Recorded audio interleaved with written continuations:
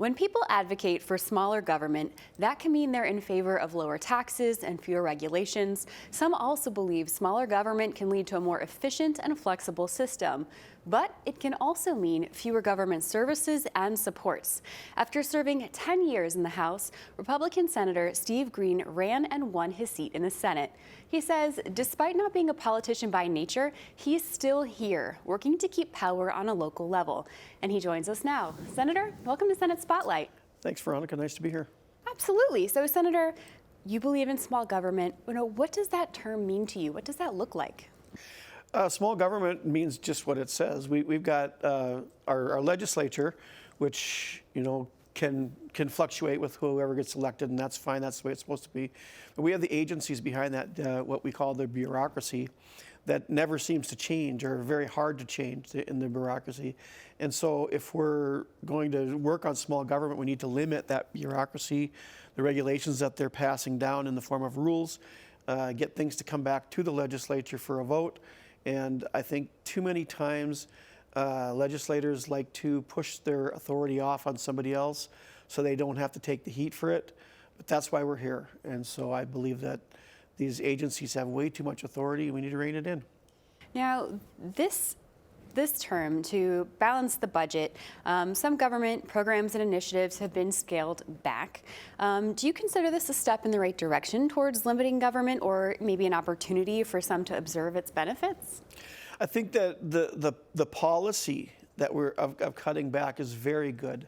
I don't like the way that it's being done right now.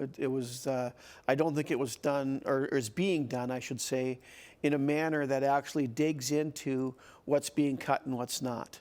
And it looks to me like the cuts that are proposed coming from the executive branch are mainly designed to do harm to the people of Minnesota. I think there's a lot of places that we could cut, and one of the big ways to do that, I believe, is to cut back on some of the regulations and the mandates that are going down to our local government.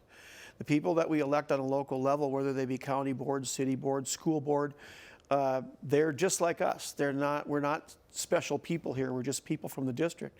And those people are elected locally. They should have the authority to spend that money the way they see best fit for their districts. And I think in that way, we could do away with some of the harmful cuts we're seeing and let them make those cuts where they think are needed in their local areas. Yeah, that speaks to the flexibility when people talk about local power, local government.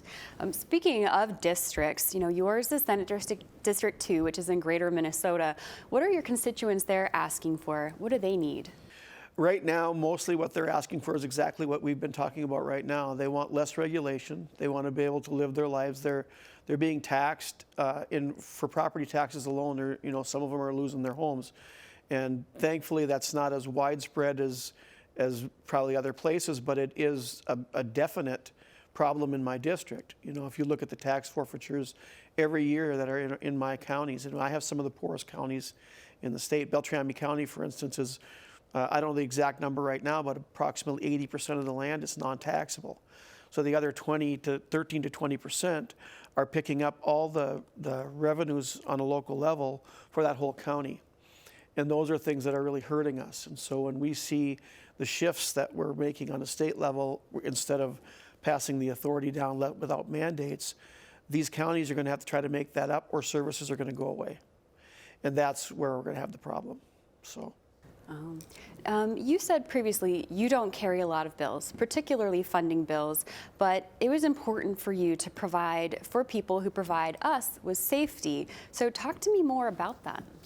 Well, I had two bills. I think one of them remains. I don't see the other one floating around anymore, but we'll see how it goes. But the one was for a place in my district called Camp Bliss. And it is it's done in such a way where they'll get a grant, but it's a reimbursement grant. So after they provide the services, then they can apply for a reimbursement, and I like that. I talked to many people that have gone there, and I hear nothing but positive feedback. And this is for disabled vets, both physically and mentally disabled, and for their families. And one of the issues that I like about the Camp Bliss one is that it's nice to treat somebody, but if you can't get in with their families and so that they can have that support at home as well, it's very difficult.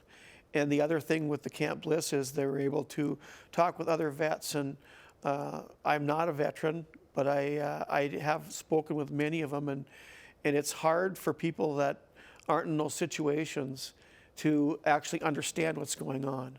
And some of the best therapy, they're telling me, is when they can get with other people who have experienced the same thing. And that's what I believe this camp does, from checking it out, and it's been successful. And so it's a small portion. It's $150,000 a year for 2 years, and it seems to be working, and so I supported it. Yeah, I know that camp does equine therapy. It, talks about community resources. It helps veterans with PTSD and gives them recreation through nature. So it has a lot of really great retreat opportunities. And you mentioned that you're not a veteran. So how did this topic catch your attention? Well, I'm not a veteran, but I have family members who are, and so that comes, and friends who are. And it actually first came about with some folks I know from the Vietnam War and the issues that they face. And they don't talk very much about them, except for to say, that when they need help, the best thing for them is to talk to other vets. And so, like most veterans, they're not open about the issues, and I understand that, and I'm not going to pry into that. But when they're telling me that what's helping them, then that's enough for me. Yeah, well, and that wasn't your only bill this session to help veterans. You had another bill, Senate File 489, that aims to ease the burden on our military families when it comes to interring them at a state veterans cemetery.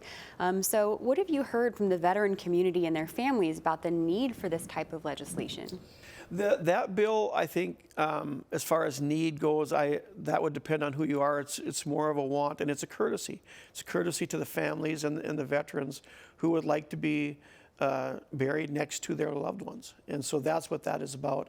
And currently, they can do it for a fee if they're okayed.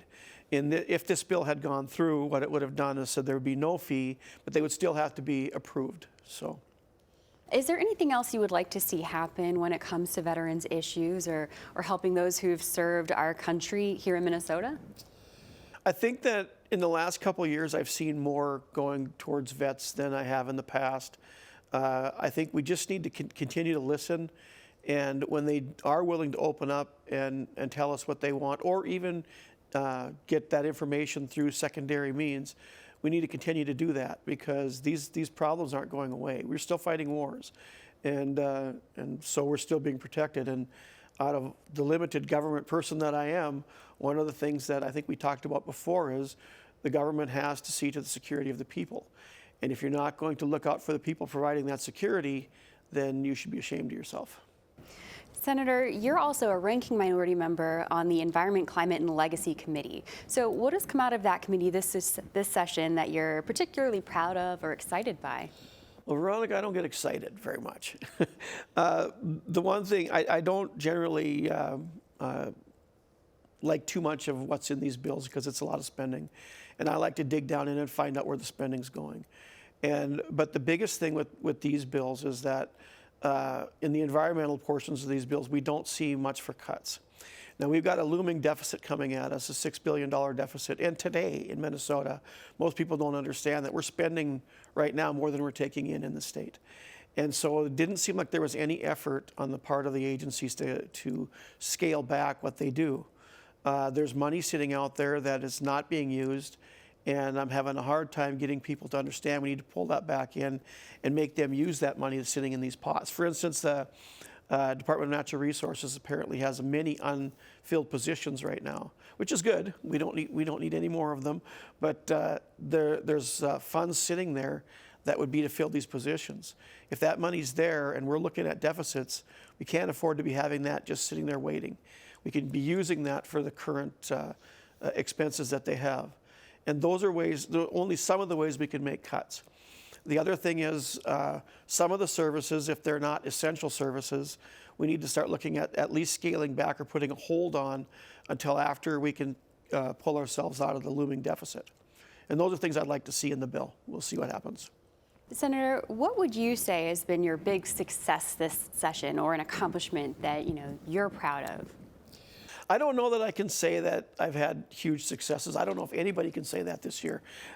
With the divided government that we have now in the House, we're looking at probably anything that's going to pass is going to be lights on. For me, that would be a success if we could just do a lights on and very little, if any, new policy moving forward. Successes for me, I think, would be over the years. You know, a lot of the things that I talked about when I first got here are the same things we're talking about now. And when I first got here, nobody was listening. Nobody was listening to the fact that Minnesota has about a third of our land is in public ownership. That means that 2/3 of the people are paying the taxes to run everything. Well, the other property tax is gone now because it's in public ownership. And people are starting to realize that now. I think we're seeing some movement there to say we need to figure out how much public land is enough, how much we need to keep in private ownership, and keep our state free, or we become tenants of the government. Well, you know, Senator, if no one's going to say that they have these great successes this session, then maybe that's a sign that we have balanced government this session, right? We have some good compromise going on. But looking forward to next session, it's a policy year, it's the bonding term. You know, is there anything you're looking forward to then? I think there's a lot of stuff that we could do in policy in the environmental committee, in all committees actually, but I serve on the environment, so we'll stick with that. And I would like to see more accountability. We don't see a lot of accountability. We don't see reports coming back to us as to what's been done.